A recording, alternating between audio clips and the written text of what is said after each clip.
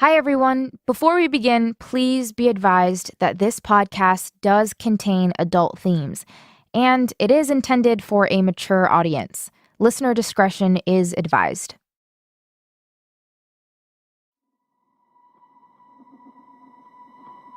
When you have your first child, it changes your life.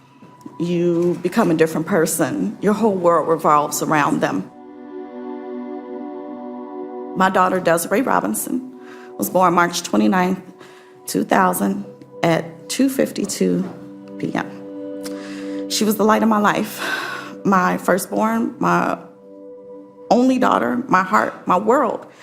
And Desiree made me a better person because she was a beautiful person. This is Yvonne Ambrose. She has straight black hair to her shoulders, and she's wearing a pink blazer. She's sitting at a table and speaking in front of a panel of senators. She's testifying before the Senate Commerce, Science, and Transportation Committee back in September 2017. She looks small sitting at that big table in front of the microphone, but you can tell she is doing everything she can to stay composed. On December 23rd, 2016, a 32-year-old man by the name of Antonio Rosales was looking through Backpage.com for a child to have sex with. Just like countless others before him, they knew that this is a website that they could go to engage in sex with minors. He knew Backpage.com was a site to go to in order to find young underage girls to have sex with. During his search, he came upon the picture of my 16-year-old daughter under the posting, "New girl in town looking to have fun," which was posted by her pimp. Desiree was driven to Antonio's residence by the pimp with the intent of having sex with this 32-year-old man, a man twice her age.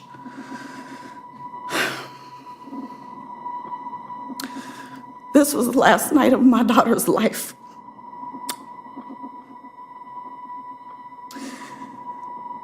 And her pictures were posted and moderated by Backpage.com. And this was the reason for her demise.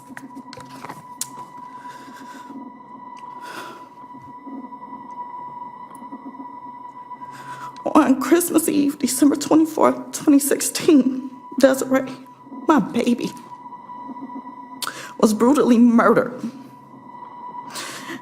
And now my life has changed forever.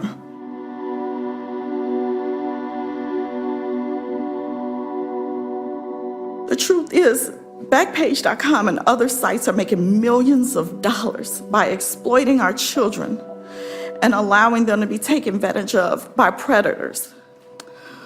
If you're gonna fix this problem, fix it.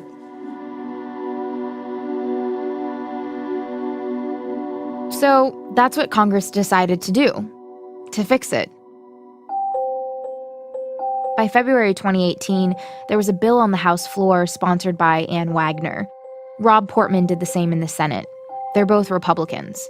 Today, we bring, Mr. Speaker, H.R. 1865, the Allow States and Victims to Fight Online Sex Trafficking Act, or FOSTA, to the floor. And we cannot continue to ignore the reality that while the internet has brought a lot of good things to us, and the internet has helped our economy to grow, there is a dark side.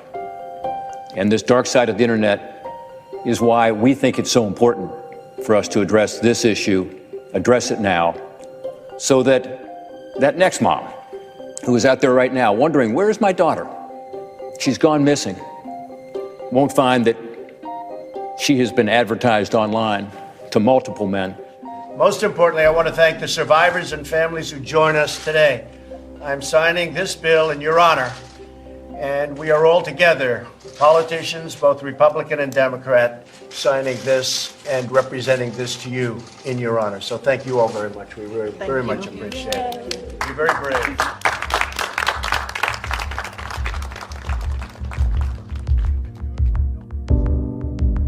Yvonne's testimony helped spur something we don't really see much in Congress anymore: rapid action. A bill was written and passed nearly unanimously. The bill's called the Allow States and Victims to Fight Online Sex Trafficking Act, FOSTA-SESTA for short. The bill was supposed to keep sex traffickers from posting ads on sites like Backpage and Craigslist. Politicians from both parties voted for this bill because, how could you not want to help sex trafficking victims, right? It sounds like a worthy goal. Some of the exploitation and trafficking I've seen in my travels has been facilitated online. But the more I look into the bill, and the more I talk to people who are actually affected by it, the more I realize something. This bill is having unintended consequences, and it just might be hurting the very people it's intended to help. I'm Noor Tagouri. This is Sold in America. The unfortunate truth is that before the passage of this legislation, I could go online and I could order a 12-year-old girl to be delivered to my doorstep within 30 minutes. It was that simple. No, these laws they make have a body count. They know that, and they don't care.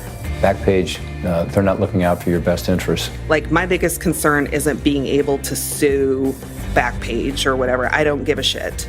My biggest concern is I'm homeless and I want a fucking place to stay and I want to be able to eat. There's a lot of people at risk of suicide. There's a lot of people at risk of having breakdowns and meltdowns and things like that. And that's just the natural impact of bills like this. It was coming. There wasn't anything else you could do about it. That's just what was going to happen.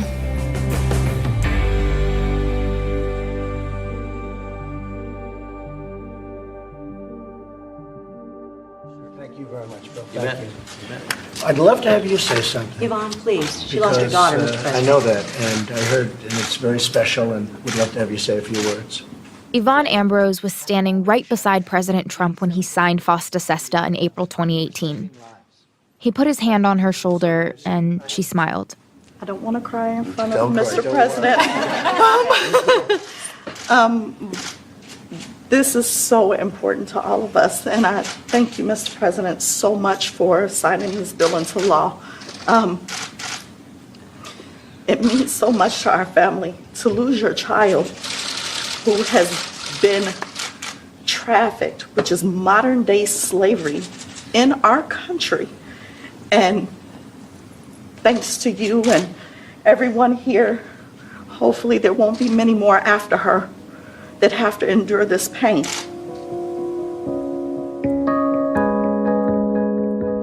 I have to admit, it's really hard to watch her cry about Desiree. My heart hurts hearing it. You can see how Yvonne Ambrose and everyone in the room are fully committed to putting at least a dent in the trafficking that's happening here in the U.S. But as with most things I've seen on this journey, it's more complicated than it seems. So let me explain why. First, you have to understand exactly what FOSTA SESTA does. There's this thing called the Communications Decency Act, and it was passed way back in 1996.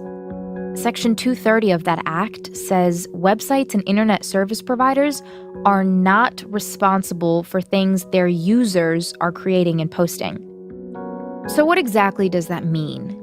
It means that sites like Backpage and Craigslist, where people used to post ads for erotic services or escort dates, those sites were not held responsible for any crimes their users might have committed. So for instance, let's say a trafficker was trying to sell sex with a person against their will, and they were doing it by posting an ad on Backpage. Backpage itself could not be held liable for that. FOSTA SESTA changed all of that. Now, websites can, in fact, be charged with a crime if their users are engaging in, quote, advertising the sale of unlawful sex acts with sex trafficking victims. So that would allow moms like Yvonne Ambrose to sue the owners of Backpage for what happened to her daughter. The reaction online was immediate. Craigslist took down their personal section. They were afraid of being sued. Then sites like Reddit also got rid of a lot of their pages about sex work and personal meetings. Backpage was also taken down around that time, but to be clear, that's not a direct result of this law. The FBI actually went after the owners of Backpage for money laundering and other crimes. There's another part of FOSTA SESTA that's really important here. This law, It's made it very clear that websites can now also be prosecuted not just for facilitating trafficking. Now, a website can also be prosecuted for promoting or facilitating prostitution. That means adults who might be engaging in completely consensual sex work are affected too. And that's where things get messy. We're at a building that's a short walk away from the Capitol, and we're about to meet a group of sex workers who are in DC today to lobby against FOSTA SESTA. I'm here on Capitol Hill with my producer, Eric. It's a bright, muggy DC morning, and this is pretty common for our summers. Today is the first ever organized sex worker lobby day. And I'm really here because I want to hear more about the unintended consequences of FOSTA SESTA. We head upstairs into a room with 2 long tables full of people, sex workers who have flown in from all over the country. The woman who organized this today, her name is Kate Diadamo, and Eric and I take a seat in the back as she kicks things off. Hey, also, thank you guys for coming. This is legit, seriously amazing. This is actually really incredible, what's happening. There has never been at least as far as I know, and as far as everyone around me knows, there's never been a sex worker lobby day on the Hill. And that's for a lot of reasons. A lot of it is that, the stuff that impacts all of us is very often things that we're dealing with at really local levels. So, why would you go to Congress? But as we just discovered 2 months ago, we unfortunately need to be there too. And so welcome and thank you. And, we're going to do a lot of stuff, and it's going to be a giant whirlwind, and it's going to be kind of a clusterfuck. And at the end of the day, you guys are part of something that has never happened before, and that is really, really amazing to see. So everyone breaks off into smaller groups, and I just start work in the room. This is my chance to talk to someone who's really feeling the effects of FOSTA SESTA. And I start talking to a woman who calls herself Phoenix Kalita. She doesn't use her real name, and most sex workers don't. It's a way to protect themselves. And Phoenix, she's skeptical the bill will even do what it's supposed to do. For some reason, people thought, if we take down places where, traffickers advertise people, that they're just going to stop trafficking. It's no, they're fucking in this game already. They have victims lined up. They have victims they've been exploiting. They already are facing, the 50-year prison sentence. They ain't lose shit. So now they're doing the same thing as, I don't give a fuck if you can't advertise on Backpage. Go get your ass on the street. You're going to get the money one way or another. And they don't care. They obviously don't have regard for the people that they're exploiting. So they're just going to find different ways to exploit them. And for a lot of people, that's being pushed further underground, that's being pushed into worse scenarios, that's being pushed into doing street work because the people who are doing the trafficking can't advertise online either. And police said all these trafficking, cases were online, and it's but now police don't know where to find trafficked people because you turned off the place that you found them at. So it's not good for trafficked people either. It's not good for anybody. There have been police who have said publicly that Backpage and sites like it were really helpful in finding victims of trafficking. We tried to talk to the police in DC who work on finding sex trafficking victims, but they won't go on tape because they're afraid of getting caught up in this political fight. But what Phoenix says to me makes sense. Traffickers aren't just going to stop exploiting kids because Backpage is gone. I still wanted to know, though, how exactly does FOSTA SESTA harm people? Why are you here today, Phoenix? I am here because I have a lot of experience in sex work. I'm here because I do activism in my local sex work community, and SESTA FOSTA is getting my friends killed, and I'm not happy about it. So I'm here. Phoenix tells me that things immediately changed for her and her friends after the bill passed. I was actually sitting in my living room fielding phone calls and texts from everybody who was panicking and freaking out about it. So, yeah. What are the specific outcomes of FOSTA SESTA? How does that affect a sex worker? All right. So a lot of people I don't think are aware that sex workers have their own private network set up. We have bad date lists. We have groups where we pass around names. So if you see a client and they like violate boundaries, or if they're like abusive, or if they're like trying not to pay you. We have our own networks where we're like, hey, here's this person's information. Here's, their license plate number, their name, here's a picture. So if this person tries to come to you, don't see this person, they're not a safe person. Those networks are gone. So now it's like, I don't know, I fucking guess this one might be okay, but might not be okay. So that's like an immediate impact there, as well as because there are not places to advertise, you have a smaller client pool to pull from. So you can't necessarily be as picky as you would. That's something else I'm saying, is people who are like, yeah, I saw this person before and they completely violated my boundaries, or they assaulted me, or, were trying to blackmail me, or, were like threatening to dox me. And now I have to go back and see this client because I don't have other clients to choose from. Like, this is what I got. So it's like putting yourself into immediate danger knowingly because you don't have choices at the moment. So can you tell like a little more in detail, like what are some of your friends like facing right now? Well, I actually have a like running file of pictures of tattoos of people, so that if they go missing, I can identify them before their mothers do. That's a thing that's happening. And, a lot of people are homeless, so there's a lot of, like, trying to navigate, like, can so-and-so sleep on your couch tonight? Can so-and-so, like, crash on your floor? Because, folks don't have housing, so that's going on. And then it's just trying to do, like, a very fucking panic-stricken immediate harm reduction, because a lot of sex workers who are, like, newer to the industry never actually did street work, and now they have to do street work, and they make stupid choices, like, because they don't know. You know what I'm saying? Like, they don't know how to stay safe. So it's like a lot of like checking, like, have you heard from so-and-so? Did such and such get back to you? Did they set up their safe call? Did they, where are they? Are they doing this? Are they doing, so it's like herding cats. It's like trying to babysit everybody and just do nothing but put out fires. And while that's going on, try to take care of people's like mental health and physical health. People who already had mental health issues are under more pressure. People who engage in drug use are engaging in more drug use, and people are just trying to deal with the situation, and it's like there's a lot of people at risk of suicide. There's a lot of people at risk of having breakdowns and meltdowns and things like that, and that's just the natural impact of bills like this. Like, that it was coming. There wasn't anything else you could do about it. Like, that's just what was going to happen. That's the thing. The sites that are being affected by FOSTA SESTA, they're not just places where sex workers posted ads. These websites were also community forums where sex workers would go and talk about their experiences and share bad date lists. Those are gone now too, because the site's owners were scared of getting sued. I wanted to bring these problems up to all of the people who sponsored this bill. I wanted to see if they knew about the consequences it was having after it passed. No one was available for a sit-down interview. But last year, before the bill passed, I made my way up to Capitol Hill and met with one of the sponsors, Republican Senator Rob Portman, and we had a little chat in his office. In terms of Backpage, we've also been talking to women who engage in selling sex as a means of survival. Do you think it's important to include them in the conversation when it comes to being able to track down who is being exploited and who's doing this as a means of survival consensually?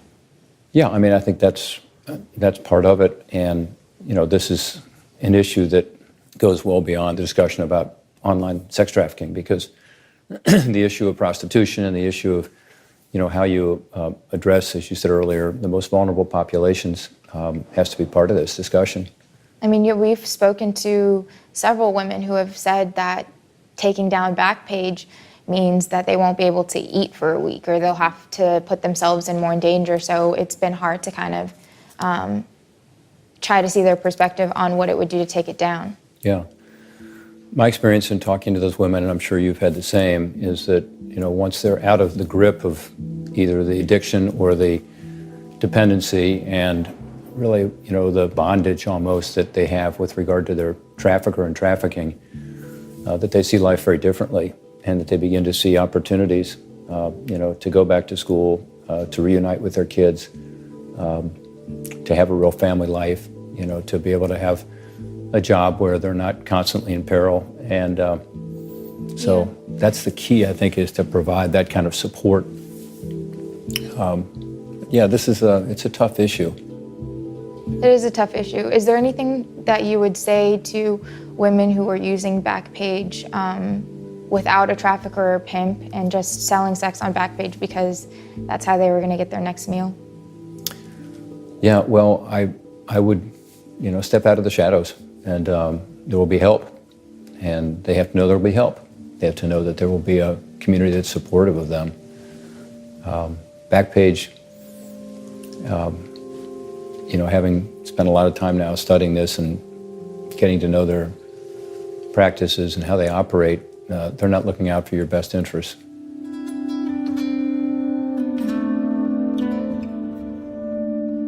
All the sex workers I talked to on the Hill say no one from Congress ever reached out to them for their perspective on the bill. We don't really know how much contact there was, but today, on Lobby Day, lawmakers are hearing about it straight from the mouths of sex workers, women like Laura Lemoon. So I've been a sex worker for maybe 15 years now. I started when I was a teenager in a trafficking situation.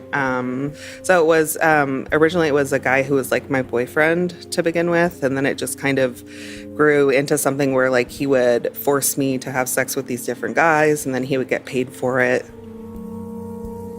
How did you make the decision to do sex work after that? Well, it originally came about just out of like basic need. So I got fired from a vanilla job and I needed rent money and I needed food money and all of that. So, and it was like, I really want to try to do sex work like just on my own, like without somebody else forcing me to do it. I want to have that experience.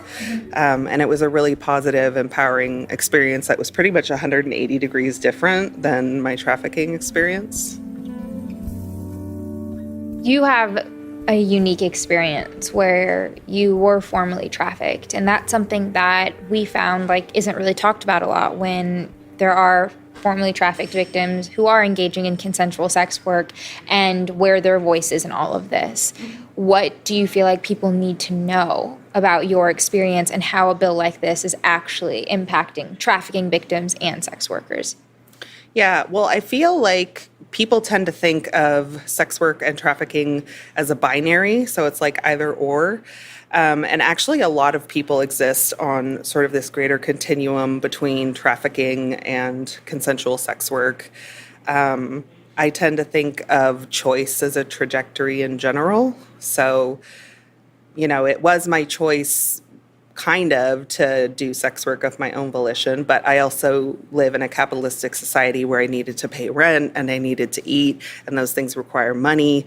So I don't know, I guess like coercion and choice can be a trajectory.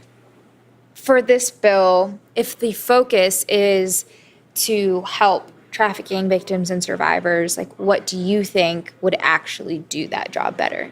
Yeah.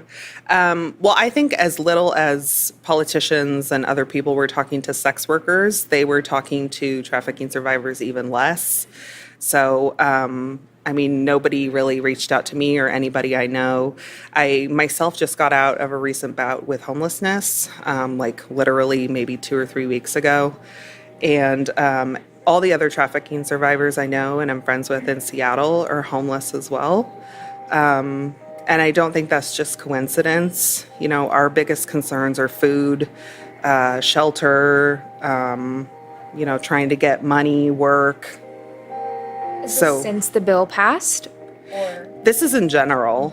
Yeah, in general. But I think the greater communities and politicians don't really listen to us when we say, like, my biggest concern isn't being able to sue Backpage or whatever. I don't give a shit. My biggest concern is I'm homeless and I want a fucking place to stay and I want to be able to eat. But nobody listens to us when we say that.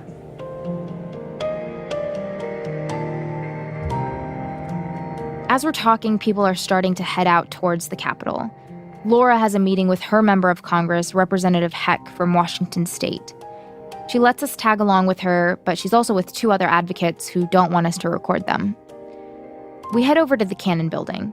It's one of those beautiful giant marble office buildings next to the Capitol. Inside, it's a series of long hallways covered in shiny marble floors, tall ceilings, flags everywhere, and everything echoes. We head upstairs towards Representative Heck's office. He's a Democrat, by the way. How do you feel about going in for this? I mean, I'm a little bit nervous because I'm not like a political anybody. So we're walking into Representative Denny Heck's office right now. He's the rep for Washington State. Walking in with Laura. The group is set to meet with one of Representative Heck's staff members. Eric and I thought we were going to be able to sit in on this meeting, but one of the advocates Laura is with asks us not to record the meeting. She is very nervous, and I can tell. She really just doesn't know what she's going to say when she gets into that office, and she wants this first time to be easy. Which means she doesn't want reporters around.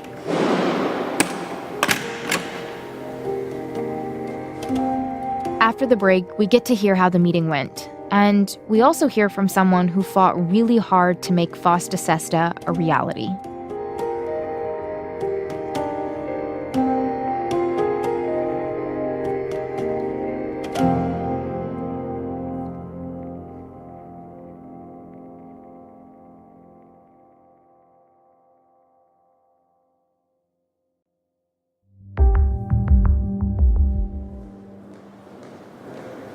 So Eric, our producer, and I are sitting on the cold marble floor outside of Heck's office.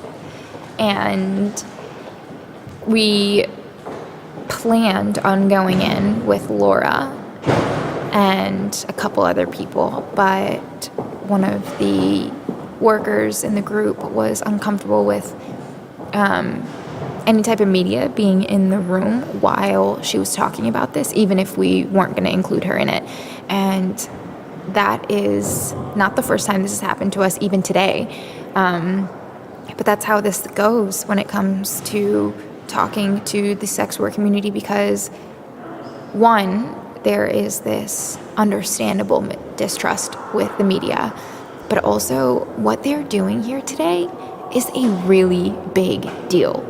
This is the first ever sex workers lobbying day, and it hasn't happened before, and a lot of these people are doing this for the first time. So they're walking into a building filled with officials who have made decisions that they believe have harmed them. Like, I'm sitting here on this cold marble floor trying to wrap my mind around that. Like, I would be angry, and that was a sentiment we got from some people. Like, people are angry. Like, that's why they've gathered the courage to come up here today and talk. And that's really respectable. So the meeting is going on right now, and we're just waiting for it to be over, and hopefully it's productive, and we'll hear about it shortly. And while we wait to hear back from Laura, let me introduce you to someone who fought for years to have a bill like this. Hi, Jeff. Hey there, how are you? I'm great. How are you? I'm doing really well. This is Jeffrey Rogers. He's the co-founder and CEO of a nonprofit called the U.S. Institute Against Human Trafficking. I spoke to him over the phone. He was in his office in Tampa, and he's a really big fan of FOSTA SESTA. So I'm so excited about what our Congress has just done related to the passage of FOSTA SESTA and President Trump signing that on April 11th. I mean, it is an extraordinary moment for this country.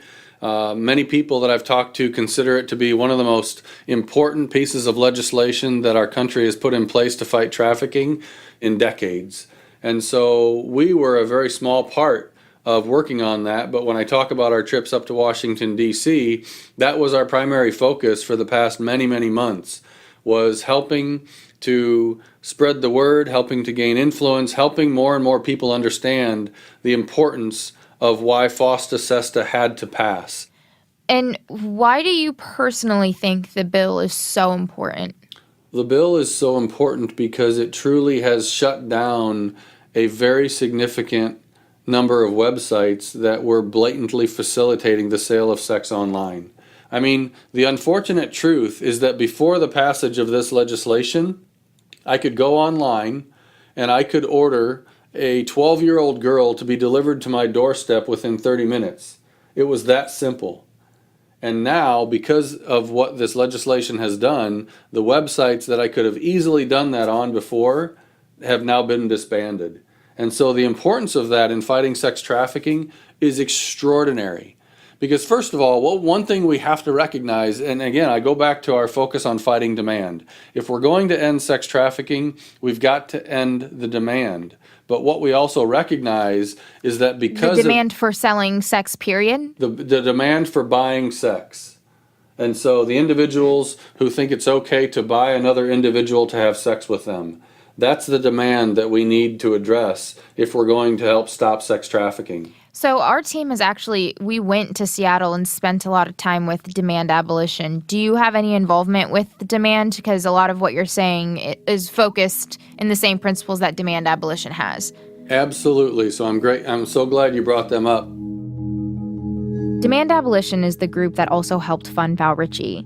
If you don't remember, he's the prosecuting attorney I met when we were in Seattle. He's the one who started the policy of only arresting sex buyers. When I mentioned to you that we scoured the country looking for some of the very best examples of fighting demand at the community level, it was in Seattle where we went. And so we went to the same place you did and engaged a very prominent individual by the name of Val Ritchie, a county prosecutor there, who really is a rising, notable individual in this fight because of all the things that they've done up there. And so we engaged them, as well as many of the NGOs, the non-government organizations that are part of this. We engaged them up in the Seattle area, and they were very kind because basically when we approached them, we said, look, you guys have what we consider to be the absolute best example that we can find across the country in fighting demand, and we'd like to figure out how do we help to replicate that. Is your hope with this bill to work on ending sex trafficking, or is it to end prostitution as a whole?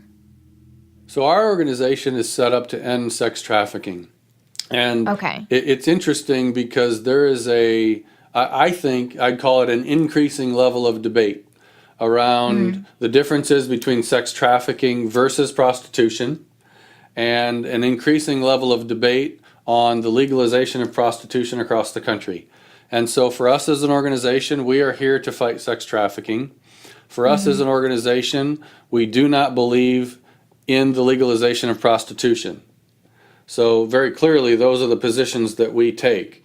A lot of the people that I've talked to or come across in those situations also refer to it as survival sex and recognize that like a bill that shuts down Backpage actually harms them because that was their way of screening people before they were engaging with them. Is that something that you have thought about or considered? Oh, we certainly think about that. Absolutely. And for me, it really goes back to the issue. And when I mentioned what Congresswoman Ann Wagner said so clearly, that the goal was to make the sale of sex online just as illegal as the sale of sex on the street. And so, I mean, our organization is here to fight sex trafficking. That is our goal. And what we do know is that we support the laws of our land, and that I do know that prostitution is illegal, and these websites are and were facilitating an illegal activity of prostitution. And so fighting sex trafficking is going to be going to the heart of fighting the demand, and we've got to disrupt that demand process.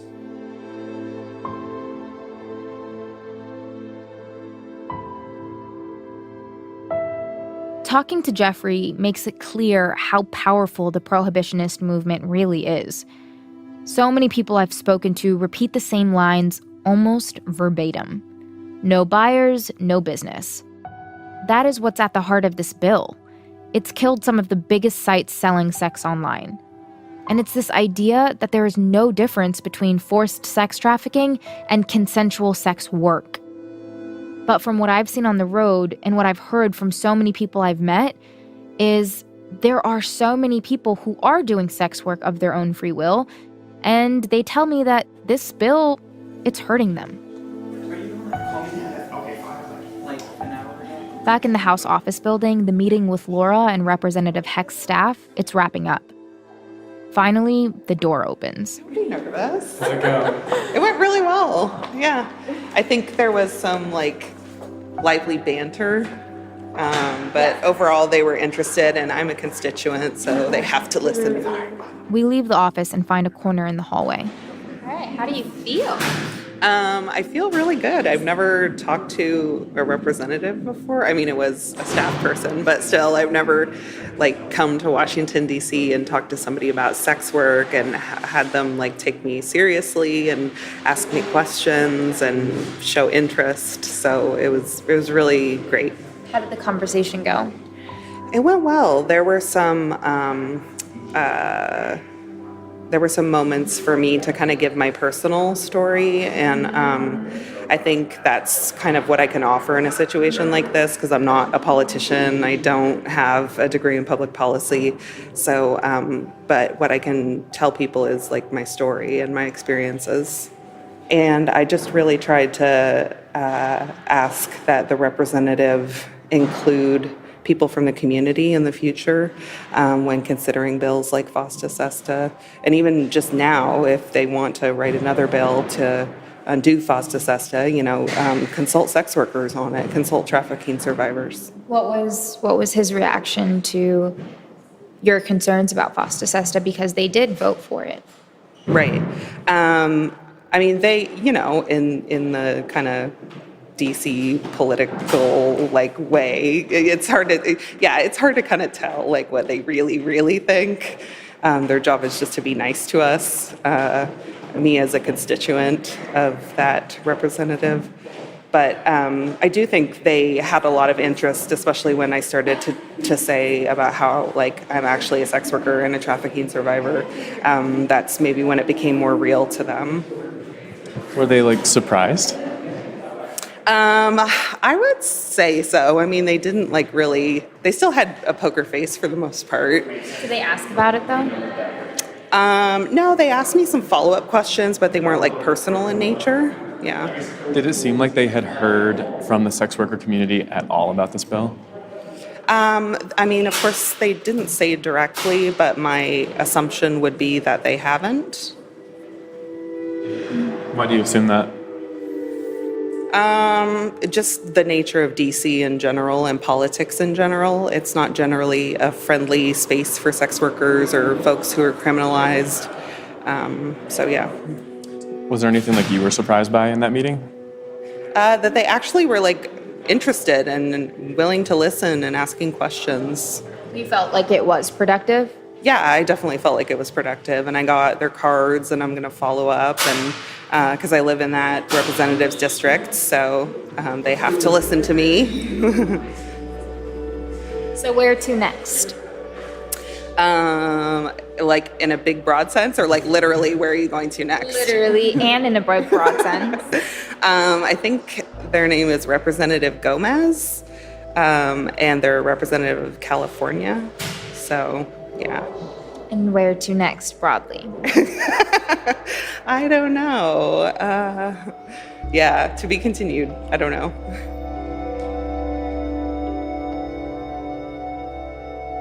I was kind of surprised by Laura's optimism. I mean, the bar is set so low that even just getting a meeting with a congressional staff member seems enough to make Laura feel hopeful. But let's be real. The chances of this bill being overturned are basically zero. And it really felt like to me the sex workers on the Hill today were just being tolerated. I mean, these women took a huge risk by being publicly out as sex workers, by even walking through the doors of the Capitol building. But they were just placated by a 20-minute meeting and then sent on their way with a business card. I get that she's happy they were heard and seen, but knowing Washington, that doesn't really mean anything. So far, FOSTA SESTA is still in effect, and the sex workers we've talked to, they say they're still facing all of the same problems. I've been on this journey for a while, and I see that it's coming to an end soon, but I still have some of the same questions.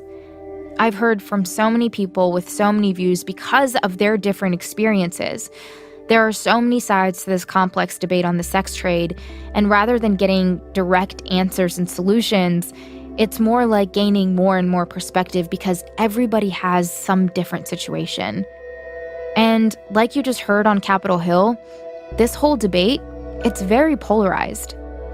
And at the end of the day, I really just want to figure out what's the best way for me, for all of us, to help. Next time on Sold in America.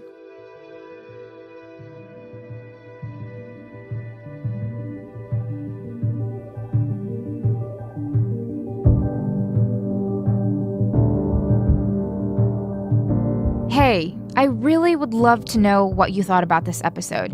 Did you have any questions or comments? Did you remember one of your own personal memories or stories? And do you want to share those with me? I'd love to hear them.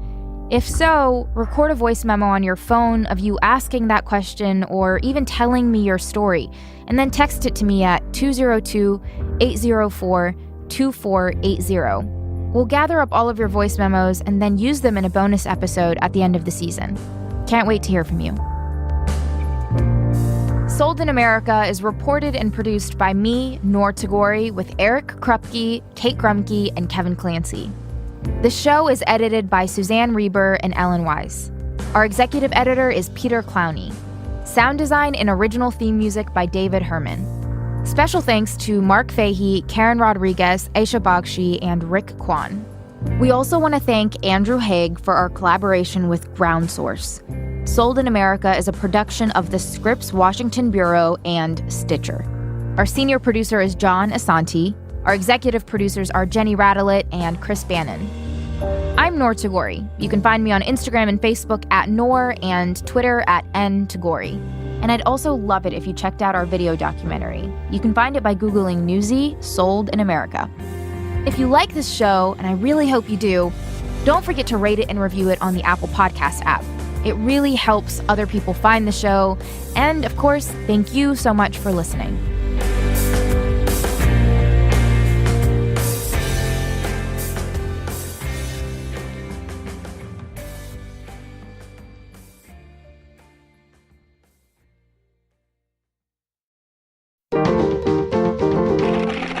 Stitcher. Hello, I'm Josie Long, a comedian and a writer and all of that stuff, and I'm a whole lot of fun. And I'm Johnny Donahoe. I'm also a comedian, also a writer and an actor, and I'm quite fun. You're loads of fun. Thanks, mate. You're tons of fun. This is our podcast, and it's called Josie and Johnny Are Having a Baby. With You. And if you can't tell from the title, we are about to have a child. We really are. And we're clueless. We really are. We have a whole host of questions that we're trying to ask, like... How are we going to pay for this thing? Is it a problem if you lose it? How are we going to work around this thing? We're asking lots of famous people who happen to already be parents to help us answer these questions and more. Josie and Johnny Are Having a Baby With You is out now, and you can hear it on Stitcher, on Apple Podcasts, or wherever you get your podcasts. Well, your only job in the beginning is to feed and change and hold. Feed and change and hold. But you need to sleep as well. Johnny, that's adorable. Okay.